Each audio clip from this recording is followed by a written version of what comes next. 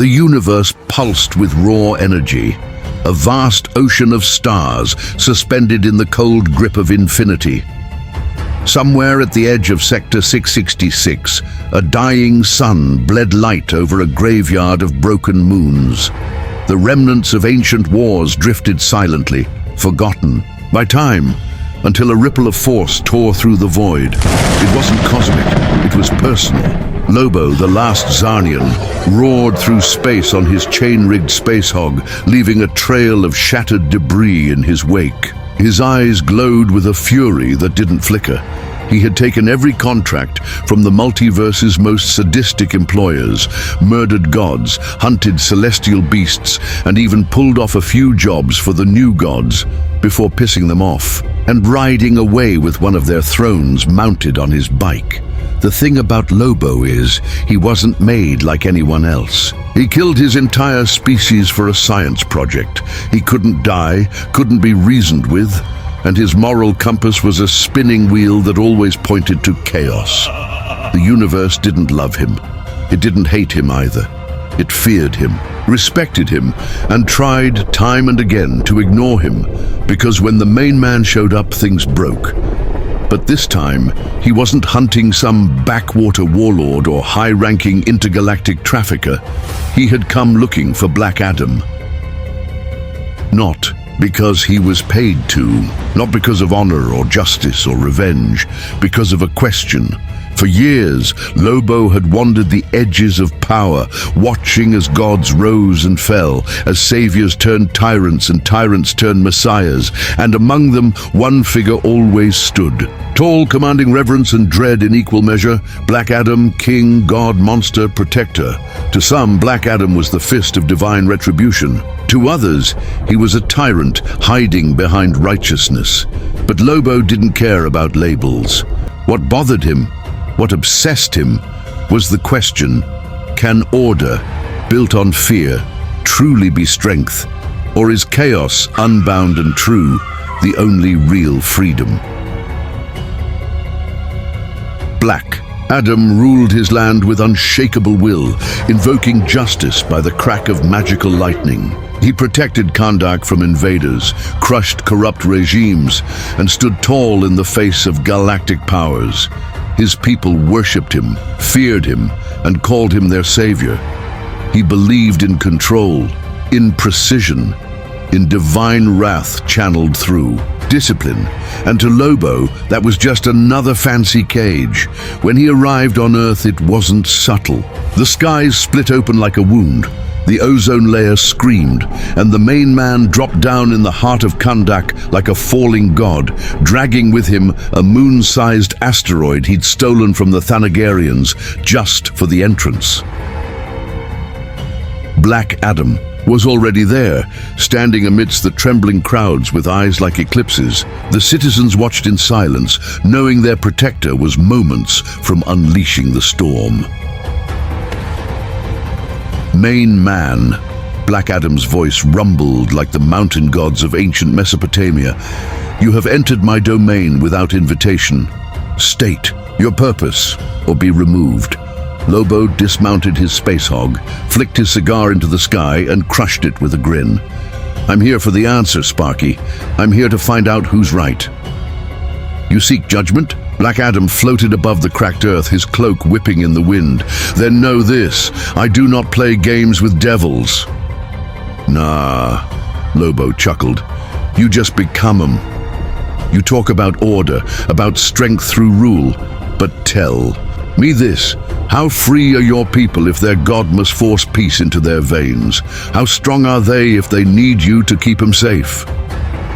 They are safe because I rule, Black Adam replied, his voice sharp.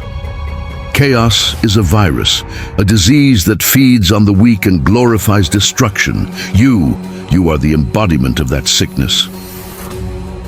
I am the truth you won't face, Lobo growled, stepping forward.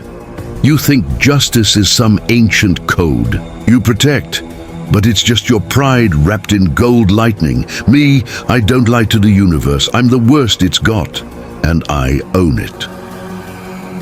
The clash wasn't just about fists or force, it was about ideology.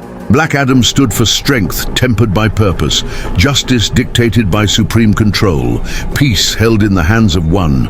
Lobo stood for the raw chaos of freedom, the irreverent, violent truth that no law, no god, no ruler could tame existence, not without killing what made it real.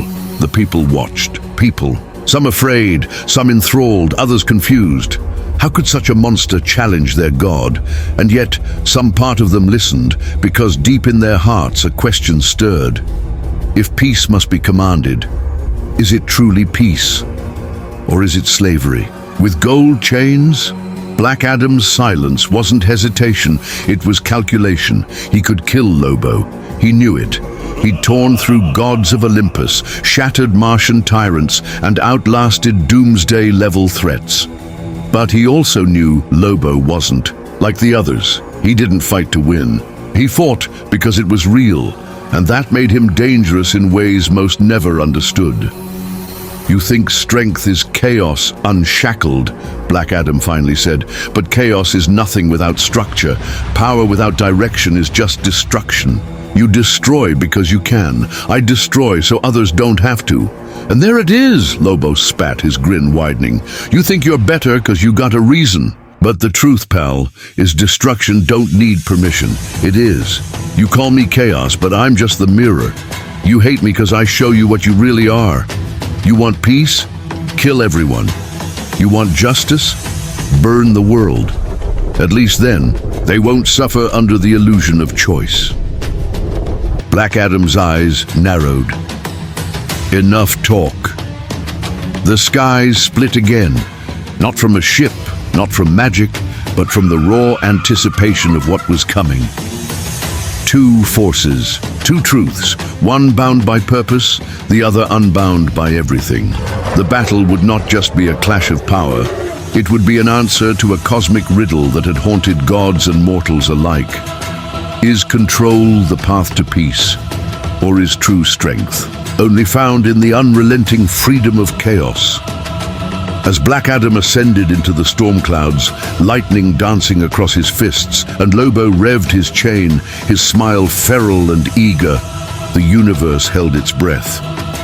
Not out of fear, but because, for once, it didn't know who was right, and maybe, just maybe, the main man was. The heavens roared in defiance as Black Adam descended from the sky like a wrathful god. Every molecule around him shimmered with kinetic energy, his presence warping the very nature of reality around him. Thunder cracked overhead, the sands of Kahndaq twisted into spirals beneath his feet. His black suit, etched with golden lightning, pulsed with the raw power of 6 ancient gods, each one a pillar of might. The citizens had long since retreated. Soldiers, priests, the brave and the damned, all stood behind walls, peering through cracks, trembling in silence. They knew what was coming wasn't just a battle, it was a reckoning. Across from him, Lobo cracked his knuckles, a toothpick clenched between his canines now that the cigar had burned through. He looked unimpressed, underwhelmed even. He didn't glow with mystic energy, he didn't need to. His body, riddled with countless regenerations, had survived worse than death. His veins carried Czarnian blood, untainted, unkillable, unforgivable. A man who could regrow himself from a single drop.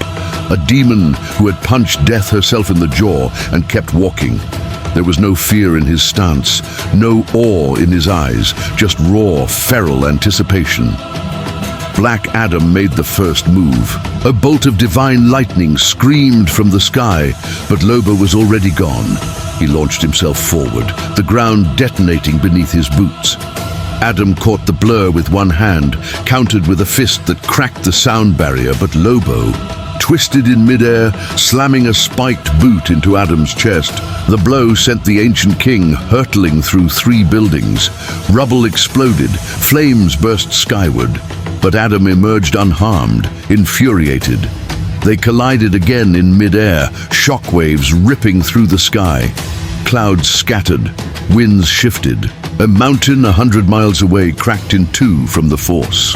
Black Adam drove Lobo into the ground with a roar, thunder striking the spot with celestial wrath. The crater glowed with molten light, but Lobo's arm shot up through the smoke, chains snapping around Adam's throat. The Czarnian yanked with monstrous force, dragging the god downward into a headbutt that could have leveled a starship. Black Adam bled. It was a pinprick, barely visible, but Lobo grinned wide. "Didn't expect to feel that, did ya?" He spat, licking his lip. "Turns out even gods got soft spots." Adam responded with no words, just fury.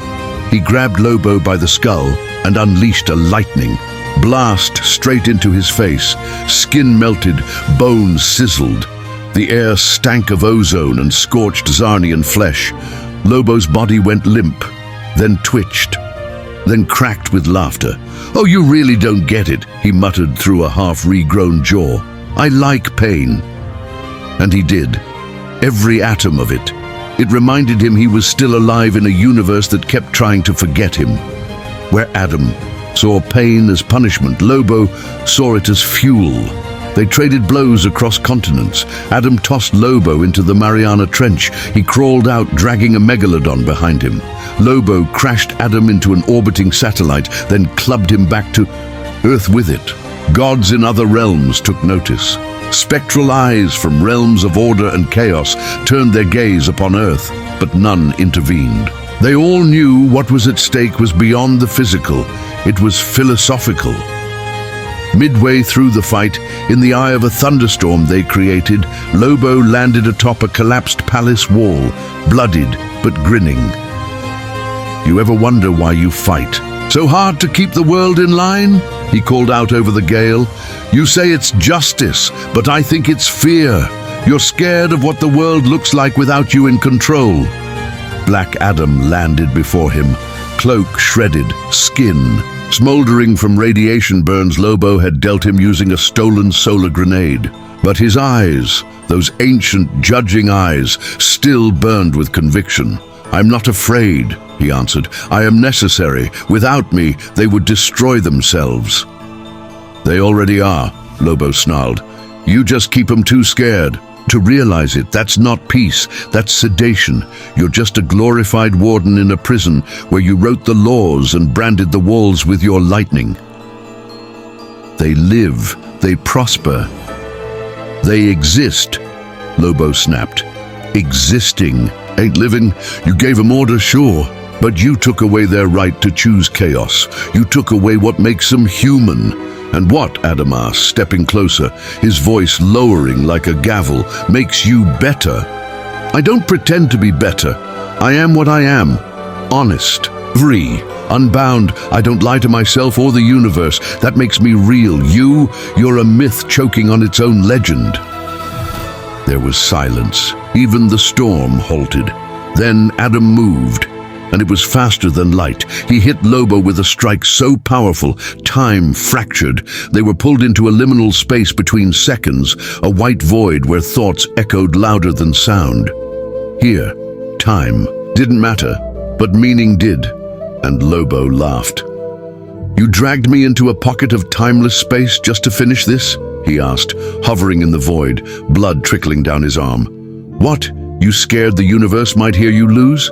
"You don't understand what you fight against," Adam said, calm now. "I carry the wisdom of Zehuti, the strength of Ammon. I'm not just a man, I am the will of gods. You cannot kill me."